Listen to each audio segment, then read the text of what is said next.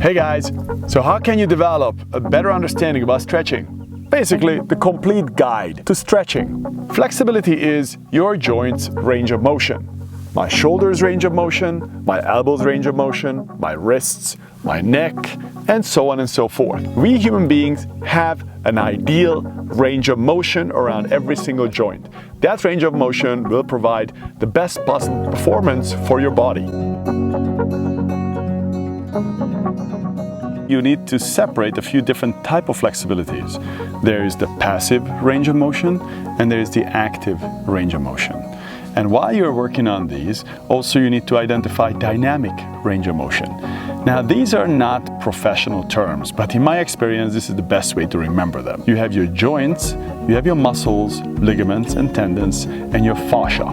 All of these tissues need to be addressed when it comes to flexibility training. Oftentimes what happens is that people just simply focus on one aspect of their flexibility, which is the static flexibility training. This is my active range of motion here. But if I aid myself a little bit, I can create more passive flexibility. So I can stretch like this, but it doesn't mean this range here, the extra range, will be actually useful for me, unless I find a way to strengthen in this last range my quadriceps, the legs which are straightening my knee. So if I can manage strengthening the quadriceps while stretching out the hamstring, then it changes. I can develop useful flexibility, useful range of motion. Now both of them are important. Both of them have its place. You can stretch passively and you can stretch actively as well.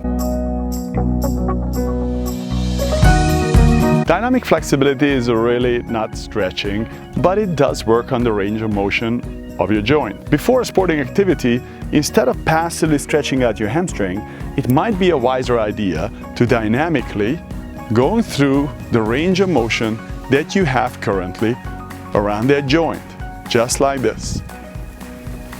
While you're dynamically working on your range of motion, what you're doing is you're warming up your system for dynamic activity. There has been plenty of studies that shows that if you stretch passively prior to dynamic exercising, your chances of injuring yourself increases. Another one, for example, for your hips, just making circles.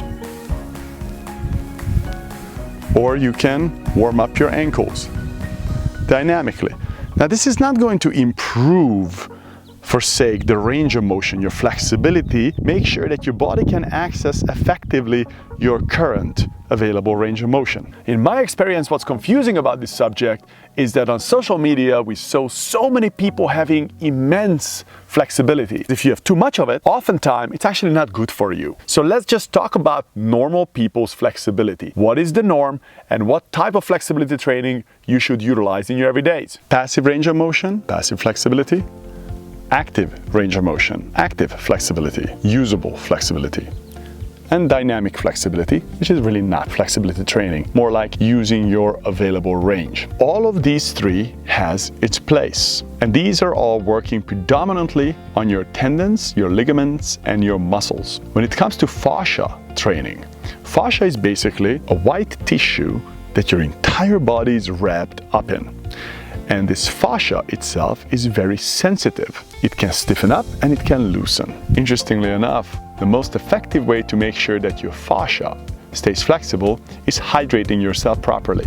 The fascia is very sensitive for dehydration. And currently there is a pandemic of dehydration that is taking place in our Western world. If you want to improve your flexibility, it is a very good idea to make sure you're actually hydrated properly. Basically drinking half of your body weight in ounces is a good direction. Fascia flexibility requires a little bit more complex way of going about your flexibility training. You can't just stretch out one segment of the fascia because the entire fascia needs to be stretched at the same time, and when it's stretched, you want to apply certain movements that will create extra tension around certain segments of your body to stretch extra amount the fascia around certain areas. Myofascial stretches are very complicated. It requires some specialists teaching you certain movements. I did upload a whole bunch of these Aldoa stretches that you can play around with, but I would highly recommend to hire a practitioner who's well trained and then use my videos as a reminder how to do those stretches. if you take good care of your body, you don't ever really have to stretch. If you're squatting down and you're able to squat down this much, it basically means that you have pretty healthy range of motion around your ankle, around your knee, your hips, and your lower back. If you have this, you basically don't really have to spend much time on flexibility training around these joints. But if you're not able to squat down like that, and your ankles, for example, too stiff, therefore you can't flex your knee forward because of the tissues around your ankles are too stiff, you're not able to squat down properly, and that will limit a lot of things that you do as a human being. And it will change the way how your body operates, the way how you can condition your body. So you want to take a good look at yourself and see where you're lagging flexibility and where you're normal. Don't focus on the normal parts of your body too much. Wherever you have a pretty decent flexibility, don't worry about it. Focus on the parts which are stiffer. When should you stretch? Period. Before certain activities, it is always a good idea to stretch actively. Before you go to sleep, it might be a good idea to stretch passively. Now, there is a genetic component to flexibility.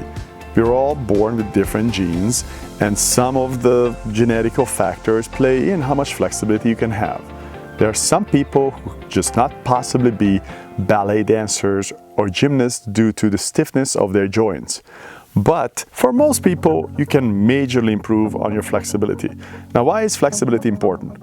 It is important because when you have a bigger range around a joint, the chances for you to injure yourself while you're living your life is significantly less. Any kind of joint, when it gets close to its end range, it is more consistently irritated.